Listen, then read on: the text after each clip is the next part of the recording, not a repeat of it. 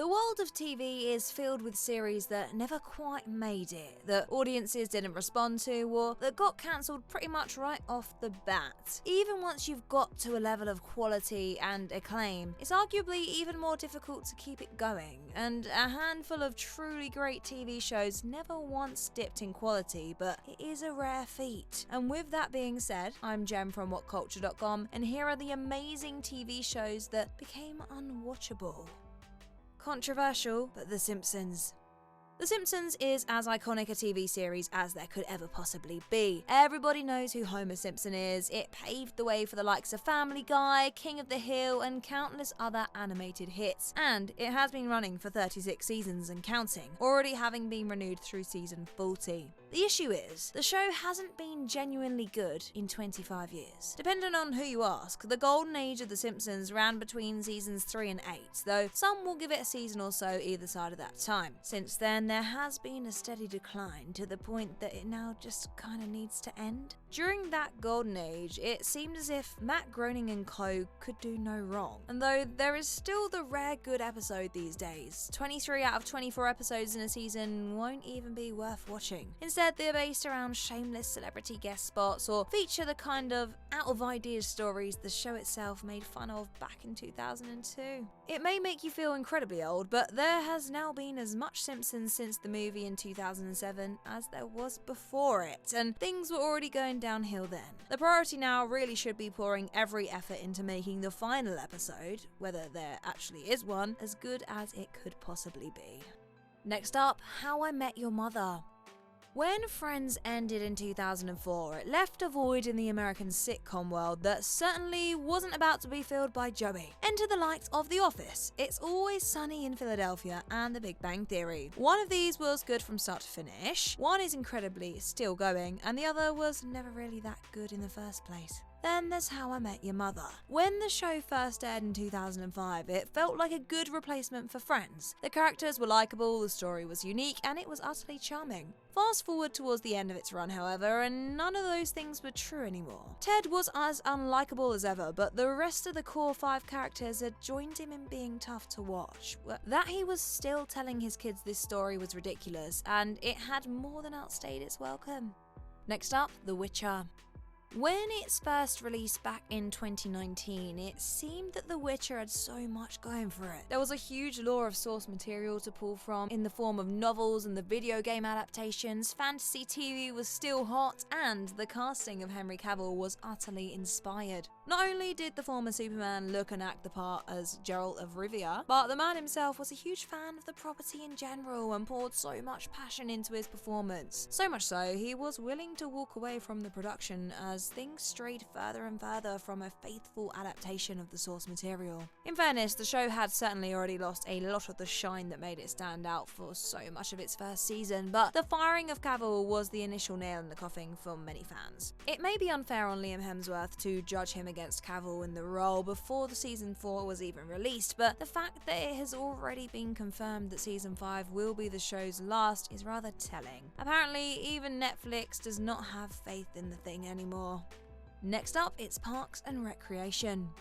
Parks and Recreation almost feels like the exact opposite of How I Met Your Mother, in that every single major character is lovable. Even the ones like Ben and Chris, who were initially introduced as antagonists of sorts, were ultimately beloved by their audience. There was literally no weak link, and driven by Amy Poehler's Leslie Knope, Parks and Rec was wickedly funny. It was uplifting and wholesome, and even in a time when the mockumentary format was being done to death, it still felt fresh. The show had a great run for 6 seasons, but there can be no denying that it stumbled as its 7th and final chapter. Time jumps are always tricky, and while they didn't work for the likes of New Girl or Brooklyn Nine-Nine either, Parks and Rec was arguably the worst. With season 7 being set 3 years after season 6, pretty much every character changed, dynamics changed, and the series lost a lot of what made it great. Of course, the biggest crime was pitting Ron and Leslie against each other after 6 years of them being one of the greatest duos in American sitcom history, and though they were back on the same page just a handful of episodes later, the damage was already done. Next, we have Stranger Things. Netflix struck gold with Stranger Things in 2016. It had the eerie, creepy vibe of a classic horror flick. The kids paired with the likes of David Harbour and Winona Ryder were adorable and cute, and it was all fueled by 80s nostalgia. The show absolutely took over the world and was one of the most popular TV properties on the planet for literally years. However, as with many things, there has been a steady decline, and a lot of it comes down to the fact that audiences just don't care anymore. After the first 3 seasons aired within a 4-year span, there was a huge gap of 3 years between seasons 3 and 4, not to mention the latter being split into 2 parts. Now there's been another 3-year wait for season 5, and only for the first part, not even the whole thing. Viewers can't possibly be expected to remember what happened the last time Stranger Things came to the screens back in 2022, and with each episode now running at roughly 90 minutes on average and 2.5 hours at its longest, any kind of rewatch is going to be an absolute slog. Add in the fact that the children are no longer children, the shine just isn't there for Stranger Things anymore. Even David Harbour said he wants things to end. American Horror Story.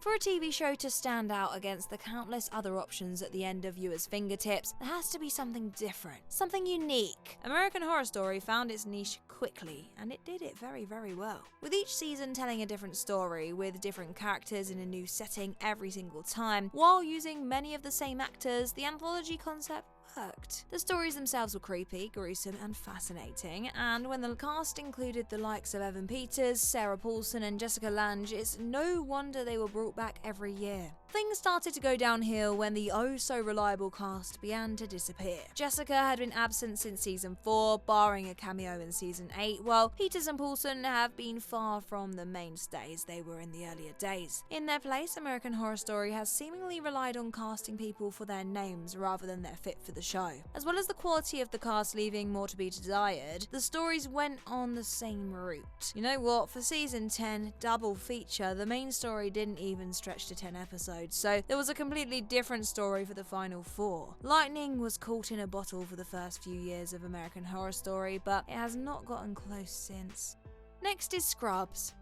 The hospital setting of Scrubs gave it a unique opportunity in that it could pair its wacky, goofy moments with some of the most heart-wrenching TV moments ever. Who will ever forget the death of Brendan Fraser's Ben Sullivan? This was something that the show did to outstanding effect, and though it was certainly past its best years by seasons 7 and 8, it was far from unwatchable. Things may have gotten a little too goofy, particularly when it came to JD, but it was about to get so much worse. The plan was for things to end with season 8, and that's exactly what it should have done. However, even after a poignant and satisfying end where Dr. Dorian left Sacred Heart to be closer to his young son, Scrubs was brought back for a 9th season in a different hospital, with a new main cast and almost none of the classic charm. Dr. Cox and Turk stuck around, while the majority of the main cast appeared in an episode or 2 at most, but that wasn't all that was missing. The show simply was not that funny anymore, and it had none of the big emotional moments that Scrubs was famous for. Season 9 just robbed the initial ending of any real meaning, and hopefully the new reboot on the horizon will be better. Next is Futurama.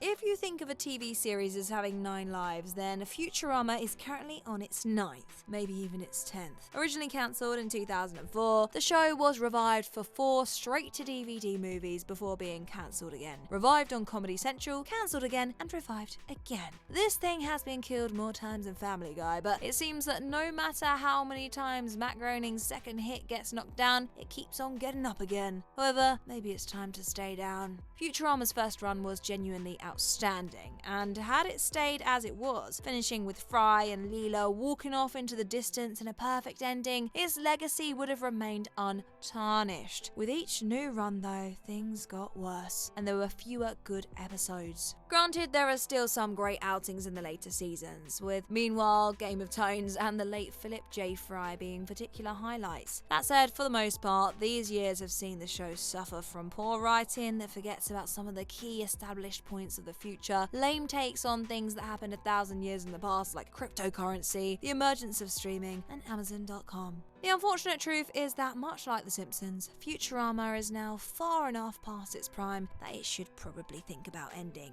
very soon. Next, Sherlock. There have been countless different takes on Sir Arthur Conan Doyle's Sherlock Holmes over the years, but when the BBC launched Sherlock with Benedict Cumberbatch in the title role, it did something radical in bringing the detective into the modern world. To say that it was a success would be a huge understatement. Cumberbatch with Martin Freeman as Sherlock and Watson were utterly compelling to watch, and with just 3 episodes per season, each entry generally felt special. By the 4th season though, it seemed as though the show had almost become a parody of itself. The stories became too ridiculous, but it may have been that it suffered from its own success. Perhaps maintaining such an incredible level of quality was never going to be achievable, but this level of fall-off was actually ridiculous. It was the final episode that put the nail in the coffin for many viewers, as the episode The Final Problem that pitted Sherlock, Watson and Mycroft against Holmes' sister Eurus was just a little too outlandish and confusing. Of course, you had to suspend your disbelief throughout the series, but the earlier episodes were at least rational and grounded, while season 4, The Final Problem in particular, threw that out the window. If we're being completely honest, you could argue that the show was never quite the same after the death of Andrew Scott's character. And next we have The Umbrella Academy.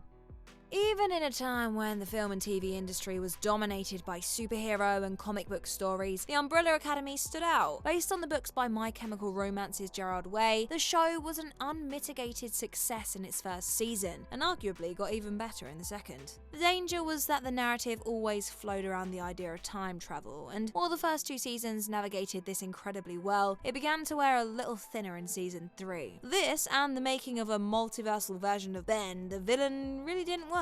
However, compared to season 4, season 3 was actually a masterpiece. You could argue that no show has fallen off the rails quite so much between 2 seasons as The Umbrella Academy. It went from a compelling time-travelling romp to a thrown-together, shorter season that both felt wildly underdeveloped and rushed at the same time. Absolutely nothing worked, from Diego and Leela turning into boring parents to Sloane's mysterious disappearance in season 3 never being addressed. The worst part was easily the horrifically forced romance angle between Leela and Five, which was the cherry on top of a story that just did not work at all. It felt like season 4 was produced just for the sake of it, and honestly, the series would have been better ending on season 3's cliffhanger than what the 4th season ultimately offered.